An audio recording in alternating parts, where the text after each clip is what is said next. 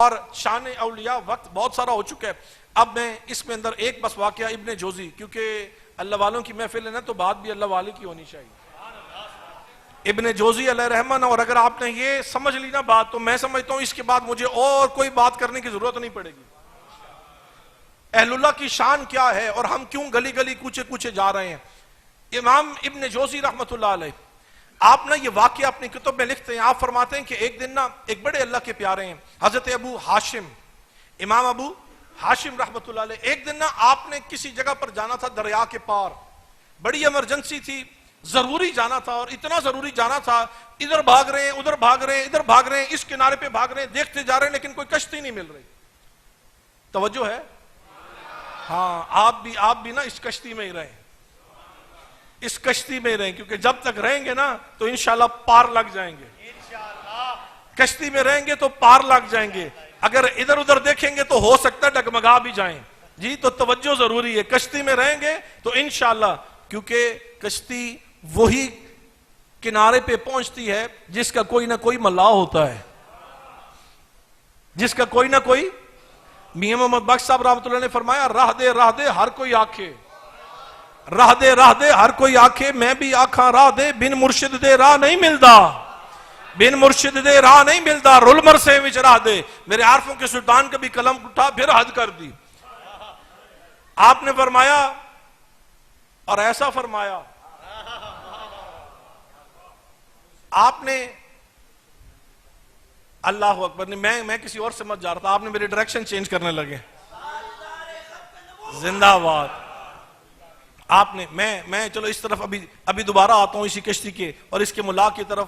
امام ابن جوزی رحمۃ اللہ علیہ جب لکھتے ہیں، آپ فرماتے ہیں امام ابو ہاشم رحمۃ اللہ علیہ، آپ نا ڈھونڈ رہے ہیں، کبھی ادھر جا رہے ہیں کبھی ادھر جا رہے ہیں، اور بڑا ضروری دریا کے پار جانا تھا، کوئی کشتی نہیں میری تھی. اسی اسنا کے اندر ایک کشتی آئی، خالی کشتی تھی. آپ خوش ہو گئے. جب فٹافٹ 1-2 منٹ انتظار کیا، کوئی اور کشتی نہیں نظر آئی. جب اس میں بیٹھنے لگے نا تو ملا نے روک دیا، کہا کہ آپ کدھر آ رہے ہیں؟ وے آر یو کمنگ؟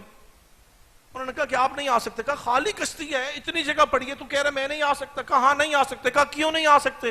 کہنے لگا وجہ یہ ہے کہ یہ کشتی ایک رئیس بندے نے بک کرائی ہے، ایک امیر زادے نے بک کرائی ہے، یہ وہ اور اس کی کنیز کے لیے، اس میں اور نہیں کوئی چڑھ سکتا. اتنے میں نا ہلکا سا پردہ ہٹا، اس کی جو کنیز تھی نا اندر، اس نے دیکھا کہ لگتا تو کوئی اللہ کا پیارا ہے، کیونکہ اللہ کے پیاروں کی بھی پہچان ہے نا کہ انہیں دیکھ کر اللہ یاد آ جاتا ہے، انہیں دیکھ کر اللہ یاد آ جاتا ہے. اب جب ان کی نظر پڑی نا تو کہنے لگی تھی تو وہ جیسی بھی تھی، چلو جو بھی اس کا کہا تھا وہ تو اس کے ساتھ تھا، لیکن تھی تو کوئی ایسی جو تربیت یافتہ تھی. تو جب نگاہ ڈلی نا، جب دیکھا، کہنے لگی کوئی اللہ کا بندہ نظر آتا ہے. تو وہ امیر زادے سے کہنے لگی خالی کشتی خالی ہے، اس کو کسی کونے میں بٹھا دیتے ہیں، ہمارا کیا جائے گا، ہمارا کیا جائے گا، کسی کی مدد ہوتی ہے تو ہمارا کیا جائے گا. اور یہی پیغام ہے آستانوں کا بھی، یہ جتنے آتے ہیں نا لگاؤ سب کو گلے سے، تمہارا کیا جائے گا، لگاؤ سب کو گلے سے، تمہارا کیا جائے گا. گلے لگتے ہیں، لگنے دو. گندا ہے مندہ ہے مومن ہے کافر ہے جیسا بھی ہے تو اللہ کا بندہ نا. بچھاؤ دسترخوان اس کے لیے بچھاؤ، وہ کیا پتا اللہ کس کا صدقہ دے رہا ہے. ہم اس کے دسترخوان سے دور کریں، اس کی رحمت ہمارے سے دور ہو جائے. ہم کسی کو چھوٹا سمجھ کے گلے سے نہ لگائیں، تمہیں کیا پتا وہ کیا کچھ دینے آ رہا تھا. تو اسی لیے کسی کے چہرے پہ نہ جاؤ، کسی کے وجود پہ نہ جاؤ. برے بندے نو میں ڈھونڈن لکھیا، برا لبا نہ کوئی، جد میں اندر جاتی پائی میں تھو برا نہ کوئی. یار یہ تو اپنا اندر کی بات ہے نا، اپنے اندر کی. سب میں برائی نہ ڈھونڈو، عیب نہ ڈھونڈو، سب کو اچھا جانو، کیونکہ ساری مخلوق میرے رب کی ہے. اور پھر یہ جو باتیں تو چلو ہم سارے کہہ جاتے ہیں اور باتیں نکل بھی جاتی ہیں. میں صرف ایک چیز جانتا ہوں، کسی سے لڑائی جھگڑا، کسی کو کچھ کہنے کی ضرورت نہیں. اپنا کردار، اپنا وضاقتہ، اپنا طرز زندگی اور اپنا اخلاق اتنا اعلیٰ کر لو، اتنا اعلیٰ کر لو کہ یہ جو آج بھونک رہا ہے نا، جو ایسی باتیں کر رہے ہیں، تمہیں دیکھے تو وہ بھی اس حضور کا عاشق ہو جائے.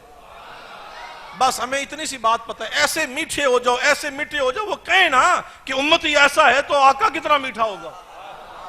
وہ کہیں یہ ایسی سیرت ہونی چاہیے، ایسی صورت خود بخود بن جائے گی. یہ صرف بار کی بار ظاہر پہ ہم بڑی محنت کرتے ہیں، بڑی توجہ کرتے ہیں. میرے نوجوان گھنٹہ شیشوں کے آگے کھڑے رہتے ہیں کہ یہ اس طرح ہو جائے گی، یہاں سے ایسے ہونا چاہیے، قلم ایسی ہونی چاہیے، بال ایسے ہونے چاہیے. میرے عارفوں کے سلطان فرماتے ہیں اور تیرے چٹے کپڑے کس کا ماون، تیرے چٹے کپڑے کس کم آون جے اندروں ہوویں کالا ہو، باہر دا جھاڑو کس کم دا جے اندر لگا جالا ہو، باہر دا جھاڑو کس کم دا جے اندر لگا جالا ہو۔ اندر کے جالے کو اتارنے کے لیے یہ اہل اللہ کی نگاہ ہے جو اندر کا جالا اتر جاتا ہے، اندھیرے اجالوں میں تبدیل ہو جاتے ہیں، نفرتیں محبتوں میں تبدیل ہو جاتی ہیں، بے ڈھنگا بھی ہونا تو وہ بھی ڈھنگ والا بن جاتا ہے۔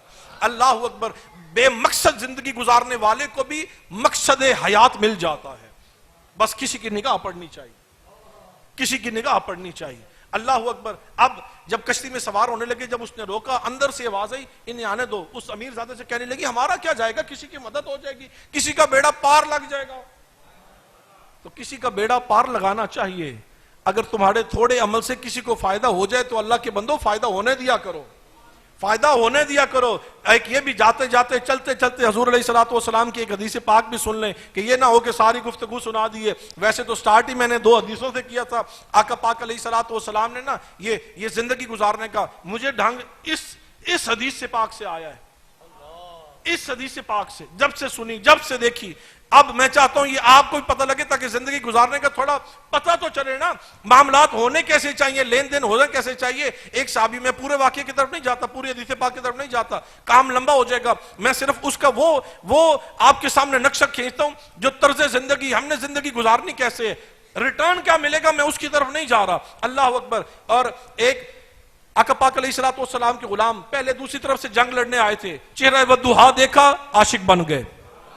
حضرت جریر رضی اللہ تعالیٰ جب کلمہ پڑھ لیا نا، حضور علیہ الصلوۃ والسلام سے عرض کرنے لگے حضور کوئی وظیفہ بتائیں، کوئی عمل بتائیں، کوئی عمل بتائیں، زندگی کیسے گزاریں۔ اب آپ نہ تجارت کرتے تھے، آقا پاک علیہ الصلوۃ والسلام نے پتہ کیا فرمایا، ہم بھی کسی نہ کسی طریقے سے نا لین دین کرتے ہیں، جو بھی ہماری فیلڈ ہو تجارت اس میں آئی جاتی ہے۔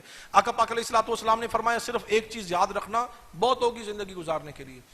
کیا فرمایا؟ فرمانے لگے جریر یاد رکھنا تم تجارت کرتے ہو، کسی سے لیتے ہو کسی کو دیتے ہو، یعنی کسی سے خریدتے ہو کسی کو بیچتے ہو، ایک چیز بس ذہن میں رکھ لینا، کوشش کرنا جس سے لو یعنی جس سے خریدو کوشش کرنا اس کا بھی بھلا ہو، اور جس کو دو جس کو بیچو کوشش کرنا اس کا بھی بھلا ہو۔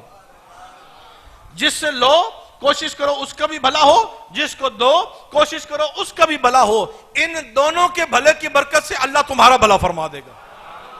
بھلا تم لوگوں کا مانگ رہے ہو، بھلا لوگوں کا کرتے کرتے رب تمہارا بھلا فرما دے گا۔ ہمارا مسئلہ یہ ہے، ہماری تربیت ایسی ہے کہ ہم کہتے ہیں نہیں، سب سے پہلے میرا گھر بھرنا چاہیے، سب سے پہلے میرا معاملہ سیدھا ہونا چاہیے، سب سے پہلے میری کوٹھی بڑی ہونی چاہیے، سب سے پہلے بڑی گاڑی میرے پاس ہونی۔ درمیان میں جتنے راستے جتنے چٹانیں ہیں سب ہم کاٹتے جا رہے ہیں، لوگوں کے لیے نہیں کاٹ رہے۔ ہم یہ نہیں دیکھ رہے اس کے اندر کوئی پس رہا ہے، کسی کے ساتھ کیا ہو رہا ہے، ہم بس دیکھ رہے ہیں ہمارا معاملہ کیسا سیدھا ہوگا۔ جس دن آپ اور میں لوگوں کے معاملے سیدھے کرنے لگ گئے نا، رب ہمارا معاملہ سیدھا فرما دے گا۔ اچھا یہ بات یاد رہے گی، کیونکہ یہ بات میری نہیں ہے، یہ بات اللہ کے پیارے کی ہے۔ حضور علیہ الصلوۃ والسلام کی حدیث پاک کا مفہوم بتایا ہے، زبان مصطفیٰ صلی اللہ علیہ وسلم سے یہ نکلی ہے، اور جو اس پر عمل کرے گا پھر وہ ان کا پیارا ہو جائے گا، زندگی اچھی گزرنے لگ جائے گی۔ جب کہا نا کہ ہمارا کیا جاتا ہے، کسی کا بھلا ہو جائے گا، کسی کی مدد ہو جائے گی، کسی کا بیڑا پار ہو جائے گا، کسی کی منزل وہ اپنی منزل پر پہنچ جائے گا۔ اللہ اکبر۔ تو اس نے کہا ٹھیک ہے اس کو آنے دو۔ امیر زادے نے ملا سے کہا، اس نے کہا آ جائیں، انہوں نے اجازت دے دی ہے، آ کر بیٹھ گئے۔ سفر شروع ہوا، تھوڑا سا سفر شروع ہوا نا، میں اس کو وائنڈ اپ کرتا ہوں۔ جب تھوڑا سفر شروع ہوا نا، تھوڑا سا آگے جا کے نا، وہ جو امیر زادہ تھا نا، وہ اس خاتون کو، کنیز کو، اس نے آرڈر کیا کہ رقص کرو۔ وہ رقص کرنے لگ گئی۔ اب آپ لکھتے ہیں کہ جب وہ رقص کرنے لگ گئی تو وہ جو امیر زادہ تھا نا، اس نے مجھ سے کہا دیکھو نا، دیکھتے کیوں نہیں۔ امیر زادہ نے، امام جوزی رحمۃ اللہ لکھتے ہیں کہ اس نے حضرت امام ابو ہاشم سے کہا، اس امیر زادے نے، وہ رقص کر رہی ہے تم دیکھو، کیونکہ جب اس نے رقص کرنا شروع کیا نا تو انہوں نے منہ پدر کر لیا۔ آج ہمارے جب موبائل فونز کے اوپر نا YouTube, whether it's YouTube, Facebook, whatever gadgets you use, جب کوئی ایسی چیز آتی ہے نا، نگاہ ادھر بھی ہوتی ہے تو ادھر ہو جاتی ہے۔ ایسا ہی ہے، یہ میں حقیقت بتا رہا ہوں نا، ایسا ہی ہے۔ حالانکہ ہونا کیا چاہیے تھا، جب یہ کام شروع ہوا جو نہ اللہ کو پسند ہے، نہ رسول اللہ صلی اللہ علیہ وسلم کو پسند ہے، نہ غیر محرم ہے، نہ محرم ہے، جب ایسے ہوا نا، جب جیسی وہ رقص کرنے لگی انہوں نے رخ موڑ لیا۔ امیر زادہ کہنے لگا او بھائی دیکھتے کیوں نہیں؟ کہا میں یہ نہیں دیکھتا، میں یہ نہیں دیکھتا. اچھا تھوڑی دیر بعد اسی امیر زادے نے پھر اس سے کہا کہ اب مجھے گانا سناؤ, اب مجھے گانا سناؤ. اب وہ گانا گانے لگی. کہنے لگی جب وہ گانا گانے لگی تو امام جوزی لکھتے ہیں کہ امام ابو ہاشم نے نا انگلیاں ڈال لی کانوں میں. وہ گانا سنانے لگی, آپ نے انگلیوں میں کانوں میں انگلیاں ڈال رہی. وہ پھر کہنے لگا اشارہ کر کے, کہا کیا ہوا؟ کہا سنتے کیوں نہیں؟ کہا میں یہ نہیں سنتا. کہنے لگے اتنے میں نا کھانے کا ٹائم ہو گیا. اس نے کہا چلو کھانا لگاؤ. کھانا کھانے لگے. کھانا کھاتے کھاتے میں نے دیکھا کہ اس کے اندر شراب کے بھی, کھانا کھا رہے تھے, میں نے دیکھا اس کے اندر شراب کے بھی برتن پڑے تھے. تھوڑی دیر گزری, اس امیر زادے نے کنیز سے کہا کہ لاؤ شراب ڈالو, شراب ڈالو. وہ شراب ڈالنے لگی. اس نے ایک اور برتن میں گیا, کہا اس کے لیے بھی شراب ڈالو. کہنے لگے کہ جب اس نے کہا نا اس کے لیے شراب ڈالو, کہنے لگے نہیں میں یہ نہیں پیتا, میں یہ نہیں پیتا. کہنے لگے وہ امیر زادہ غصے میں آ گیا. کہنے لگا تو یہ پیتا نہیں ہے, تو یہ دیکھتا نہیں ہے, تو یہ سنتا نہیں ہے, تو کرتا کیا ہے؟ تو کرتا کیا ہے؟ تو یہ پیتا نہیں ہے, یہ دیکھتا نہیں ہے, یہ سنتا نہیں ہے, تو کیا سنتا ہے؟ کہا میں سناؤں میں کیا سنتا ہوں.